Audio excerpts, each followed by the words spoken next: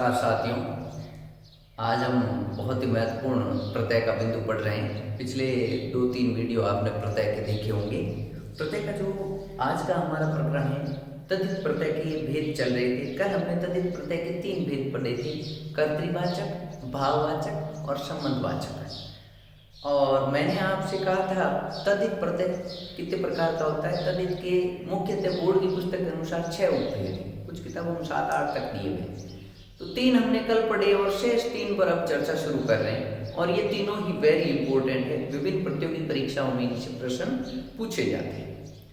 एक बार पुनः तद्धित प्रत्यय क्रियापदों के अतिरिक्त संज्ञा, सर्वनाम एवं विशेषण अव्यय शब्दों के साथ जुड़कर जो प्रत्यय नए शब्द बनाते हैं वो क्या कहलाते हैं? तद्धित प्रत्यय।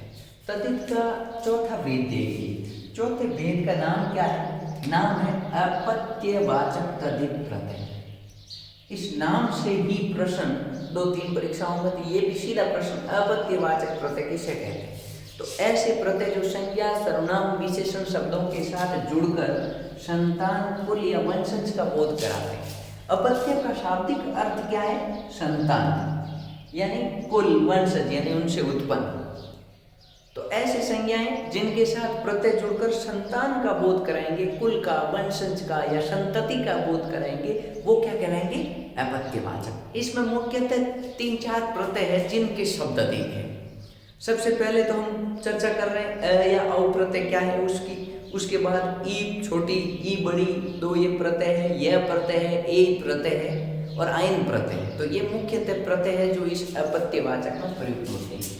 सबसे पहले ये समझिए, हम प्रत्यय पढ़ रहे हैं अ। कई बार प्रतियोगी परीक्षाओं में पहले अ प्रत्यय मान लिया गया था, भूलवश। आरपीएससी में भी मान लिया। अ प्रत्यय नहीं हो के मूल रूप से प्रत्यय तो अ है संस्कृत के अनुसार। लेकिन आप कुछ पुस्तकें पढ़ोगे तो उन पुस्तकों में भी अ या औ ऐसे ही दिया हुआ पुस्तक में। तो आप ऐसे मान लीजिए प्रतियोगी परीक्षा में जब भी प्रश्न आएगा दोनों ऑप्शन नहीं रहेंगे। दोनों ऑप्शन रहे तो आपको इन सभी शब्दों में अ प्रत्यय मानना है, और अ ऑप्शन में नहीं है तब भले औ कर दो। बाकी ऐसा आज तक नहीं हुआ। जूनियर अकाउंटेंट एग्जाम हुआ था 2016 वाला, उसमें ये प्रश्न आया था, उसमें अ प्रत्यय माना था। और भी कई कॉम्पिटिटिव एग्जाम में पूछा गया। तो अपत्यवाचक में हम सबसे पहले कौन सा प्रत्यय पढ़ रहे हैं? अ।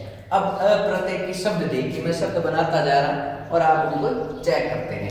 सबसे पहले मनु में अ प्रत्यय लगा तो क्या शब्द बनेगा? मानव। ऐसे यदु में अ प्रत्यय बना लगा तो क्या बनेगा? यादव। दनु में अ प्रत्यय से दानव। ये मूल शब्द लिखे हुए इधर, इनके बीच में यहाँ पर अ प्रत्यय है। रघु में अ प्रत्यय जुड़ा तो क्या बना? राघव। कुरु में अ प्रत्यय जुड़ा तो क्या बना? कौरव। बहुत अच्छा शब्द है। ऐसे पांडु में अ प्रत्यय जुड़ा तो क्या बना? पांडव। उसके बाद गुरु में अ प्रत्यय जुड़ा तो क्या बना? गौरव। वेरी इंपॉर्टेंट शब्द है गौरव, गौरव। ये कई बार पूछे जा चुके हैं। मृदु में अ प्रत्यय जुड़ा तो क्या बना? मार्दव। उसके बाद विष्णु में अ प्रत्यय जुड़ा तो क्या बना? वैष्णव। बहुत अच्छा शब्द है। उसके बाद भृगु में अ प्रत्यय जुड़ा तो क्या बना? भार्गव। भृगु एक मुनि का नाम है। मधु में अ प्रत्यय जुड़ा तो क्या बना? माधव। प्रश्न का पर्यायवाची भी है।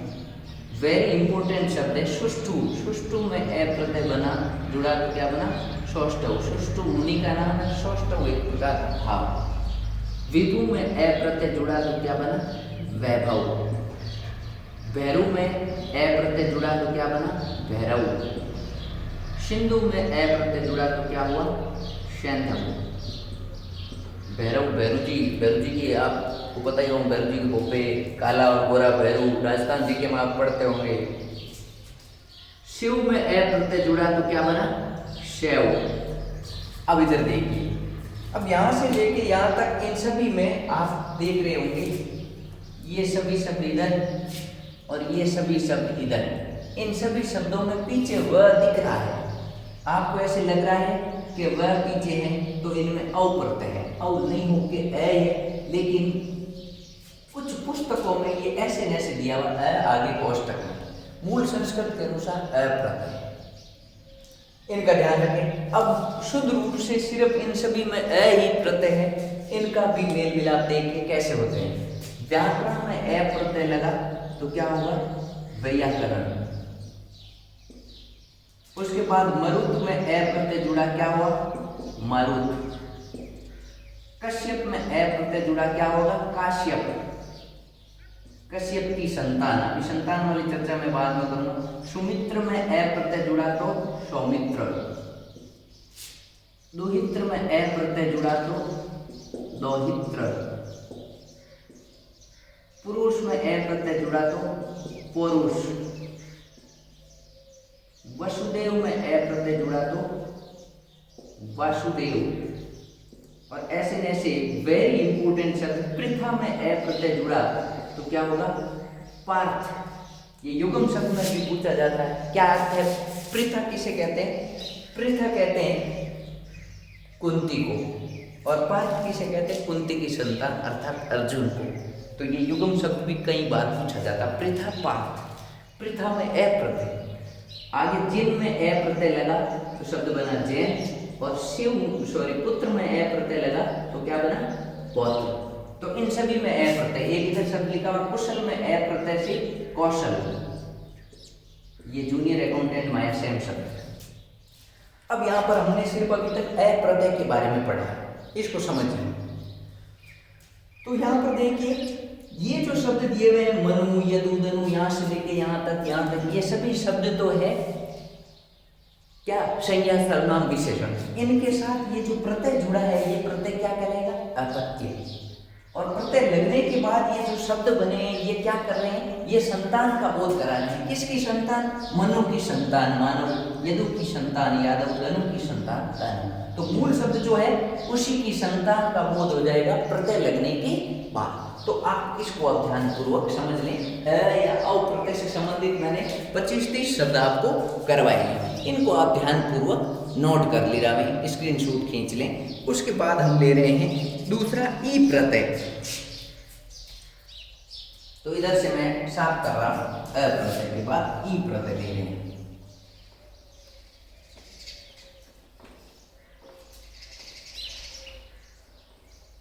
तो अपत्यवाचक वेरी इंपोर्टेंट है, इसको आप विशेष तौर से ध्यान रखें। और साथ में ये शब्द भी, जैसे पृथा पार्थ वाला ये मोस्ट था, इधर से व्याकरण वाला शब्द। वैयाकरण किसे कहते हैं? व्याकरण के ज्ञाता को, यानी व्याकरण के संतान, व्याकरण के ज्ञाता को वैयाकरण कहते हैं।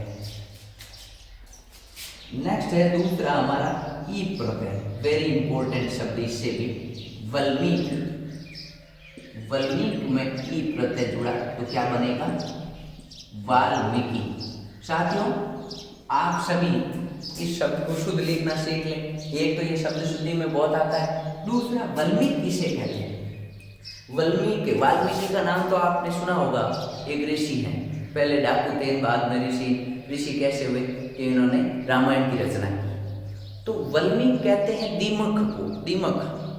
जब महर्षि वाल्मीकि ने कठोर तपस्या की थी तो उनके शरीर में दीमकों ने घर कर दिया था, तो उन दीमकों से उत्पन्न हुआ मानते हैं वाल्मीकि को, इसलिए वाल्मीकि कहलाए, जो वाल्मीकि से उत्पन्न हुई। तो वाल्मीकि की संतान वाल्मीकि, ई प्रत्यय। ऐसे ऐसे शब्द है। नेक्स्ट दशरथ। दशरथ में ई प्रत्यय लगाया, दासरथी। दशरथ की संतान क्या कहलाए? दासरथी। ऐसे ऐसे सुमित्र, सुमित्रा। सुमित्रा में ई प्रत्यय सौमित्री। सुमित्रा की संतान क्या कहलाए? सौमित्री। नेक्स्ट है शरथ, ई प्रत्यय। शरथ की संतान क्या कहलाई? सारथी। तो आप ये चार शब्द देख सकते हो, इसमें मुख्यतः जो प्रचलित है चारों ही शब्द मोस्ट है। एक शब्द अपने हनुमान जी का पर्यायवाची आप पढ़ते होंगे। हनुमान जी का कौन सा पर्यायवाची? अभी आपने पढ़ा मरुत। मरुत में ई प्रत्यय मारुति। तो ये छोटी ई प्रत्यय की 5 शब्द है, पांचों ही वेरी इंपोर्टेंट। ये सभी अपत्यवाचक है। इधर वाल्मीकि, दशरथ, सुमित्रा, शरथ, मरुत, ये किसका बोध करेंगे? माता या पिता का। और इसमें ई छोटी प्रत्यय लग रहा है, ध्यान रखिए, ई छोटी। ई छोटी लगने के बाद इन्हीं की संतानों का बोध कराने वाले शब्द निर्मित होंगे, ये अपत्यवाचक। आपके प्रतियोगी परीक्षा में ऐसे भी प्रश्न आ सकता है कि निम्न में से किस शब्द में अपत्यवाचक प्रत्यय का प्रयोग हुआ है या नहीं हुआ है, तो आपको थोड़ी पहचान होनी चाहिए। कि ये अपत्यवाचक। नेक्स्ट हमारा अगला प्रत्यय हम लेते हैं बड़ी ई।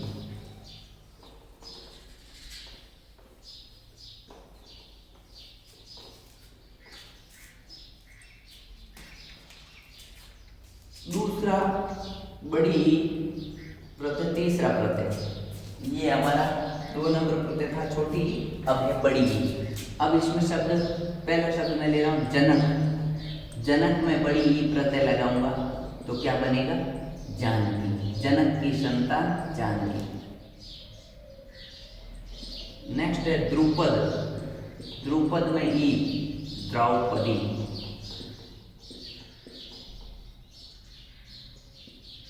उसके बाद है गंधार।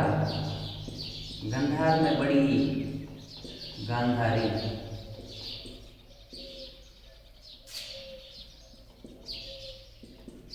मिथिला, बड़ी मैथिली। मिथिला की संतान मैथिली। मैथिली एक भाषा की है। तो ये बड़ी प्रत्यय की प्रसिद्ध शब्द है, जानकी, द्रौपदी, गांधारी, मैथिली। बड़ी प्रत्यय के इन शब्दों को आप ध्यान रखें। एक हमारे शिवजी की पत्नी का भी नाम है, तो वो भी पर्वत। पर्वत में बड़ी पार्वती। पर्वत से पार। तो 5 शब्द बड़ी ई के, 5 छोटी ई के, और उससे पहले हमने पढ़े अ या औ प्रत्यय के। अब हम अगला प्रत्यय लेते हैं। तो साथियों आप स्क्रीनशॉट खींच सकते हैं, लिख सकते हैं। नेक्स्ट प्रत्यय हम लेंगे यह प्रत्यय।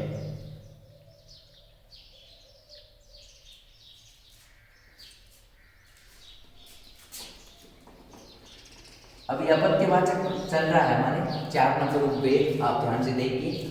इसमें हमारा यह प्रत्यय ले रहे हैं बड़ी ई के बाद यह प्रत्यय। यह प्रत्यय में देखिए, सबसे पहले मैंने शब्द लिखा है दिति। दिति में यह प्रत्यय लगा, क्या बना? दैत्य। ऐसे न ऐसे दिति की संतान दैत्य। अदिति में यह प्रत्यय लगा, क्या बना? आदित्य।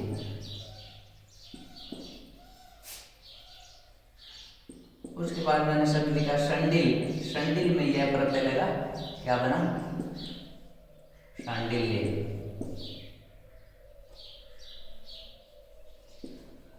जमदग्नि, आगे शब्द लिखा है जमदग्नि। जमदग्नि कौन हुए आपको पता होगा? जमदग्नि एक ऋषि का नाम है, प्रसिद्ध ऋषि हुए जमदग्नि। राजा सहस्त्रबाहु की आपने लड़ाइयों वगैरह का सुना होगा, वहाँ जमदग्नि ऋषि होते हैं। परशुराम के पिताजी का नाम है जमदग्नि। तो जमदग्नि में यह प्रत्यय लगाना है हमें, तो उससे क्या बनेगा? जमदग्नि में यह प्रत्यय से जामदग्नि। जमदग्नि में, तो जमदग्नि की संतान जामदग्नि कहलाई। ऐसे ऐसे चाणक्य, चाणक्य की संतान क्या कहलाई? चाणक्य। एक और ध्यान रखिए, जब भी यह प्रत्यय लगेगा तो मूल शब्द का अंतिम वर्ण हमेशा क्या हो जाएगा? आधा हो जाएगा, स्वर रहित हो जाएगा। आप देख सकते हो, मूल शब्द का अंतिम वर्ण हमेशा आधा हो जाएगा यह प्रत्यय जब भी जुड़ेगा। लास्ट शब्द है इसका पुलस्ती। पुलस्ती में यह प्रत्यय जुड़ा तो क्या हो गया? पौलस्त्य।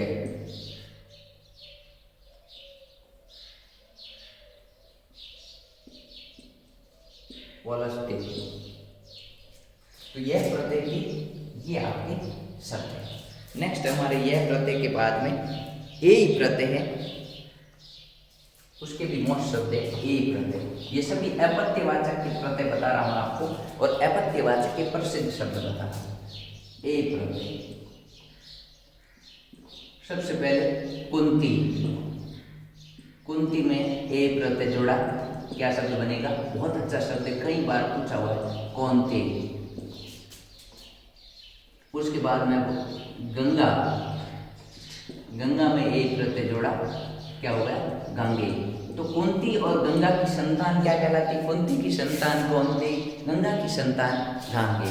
ऐसे ऐसे भगिनी। भगिनी की संतान एक प्रत्यय लगने से क्या बनेगी? भगिनी। ऐसे में से नेक्स्ट शब्द है मरकंड। मरकंड में एक प्रत्यय से क्या बनेगा? मार्कंडे। ऐसे में से कृतिका। कृतिका में एक प्रत्यय लगेगा तो क्या बनेगा? कार्तिकेय। बहुत अच्छे शब्द है मार्कंडेय, कार्तिकेय। विनता। विनता में एक प्रत्यय से वैनते। बहुत अच्छा शब्द है वैनते। किसका पर्यायवाची है? आप लोगों को पता होगा, वैनते गरुड़ का पर्यायवाची है। तो ये बहुत इंपॉर्टेंट है मेरे अनुसार। प्रत्यय में सबसे अधिक इंपॉर्टेंट बिंदु हम पढ़ रहे हैं अपत्यवाचक तद्धित प्रत्यय। तो एक प्रत्यय के ये प्रमुख प्रमुख शब्द है जो आप पढ़ रहे हैं।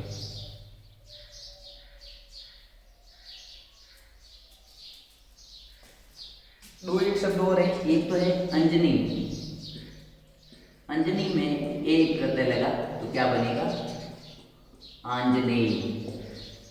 ऐसे ऐसे इधर लिख रहा हूँ साफ करके, आप स्क्रीनशॉट खींचना चाहे तो खींच सकते हैं। बहुत ही महत्वपूर्ण शब्द है। अभी दो और शब्द है। एक तो वाष्णेय, वर्षणी से।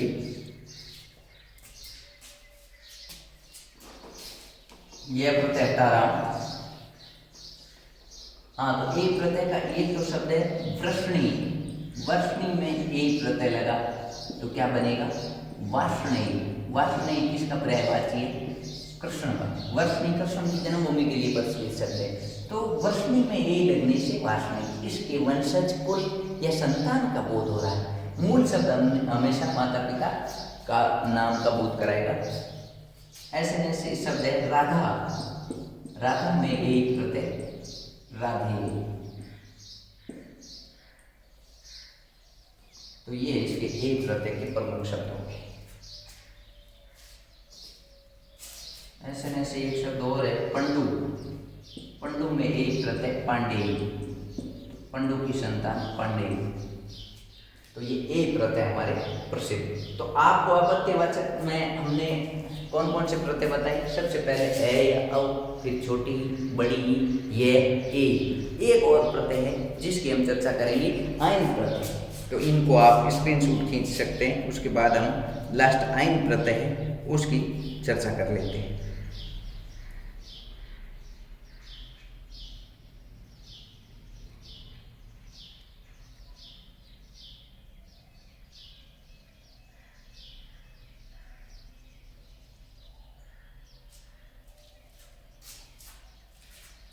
अपत्यवाचक का लास्ट प्रत्यय है आइन।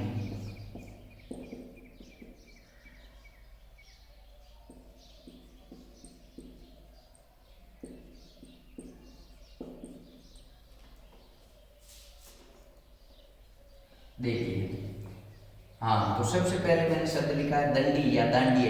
इसमें कौन सा प्रत्यय जोड़ा मैंने? आइन। तो शब्द क्या बनेगा? दांडियायन। उसके बाद मैंने शब्द लिखा बद्री। बद्री में आयन प्रत्यय जोड़ा, बादरायन। उसके बाद मैंने शब्द लिखा कात्य। इसमें आयन प्रत्यय कात्यायन। ये आयन प्रत्यय के प्रमुख शब्द है। तो कभी कभार इनका थोड़ा कम पूछा जाता है, अभी तक शायद किसी परीक्षा में पूछा गया हो। बाकी जो एक प्रत्यय है, बड़ी ही प्रत्यय है, इनको बार बार पूछा जाए। तो आप साथियों इनका ध्यान से अध्ययन कर लें। ये अपत्यवाचक प्रत्यय पूरा आप याद करने के लिए वीडियो देखते रहें और बीच बीच में रोक कर इनको नोट करते हैं। और कौन कौन से प्रत्यय हैं रट लीजिए। मैं ग्रीन कलर से वापस लिख रहा हूँ कि अपत्यवाचक में कौन कौन से प्रत्यय आते हैं। सबसे पहले तो अपत्यवाचक में हमने पढ़ा ए या औ, इसको ए ही मान लीजिए। उसके बाद ई छोटी, ई बड़ी, यह प्रत्यय, ए प्रत्यय और आइन प्रत्यय। इन 6 प्रत्ययों का प्रयोग हम किसमें करते हैं? अपत्यवाचक में करते हैं। और ये अपत्यवाचक होता क्या है? संतान का बोध कराने वाले, शब्द निर्मित करने वाले अपत्यवाचक प्रत्यय कहलाते हैं।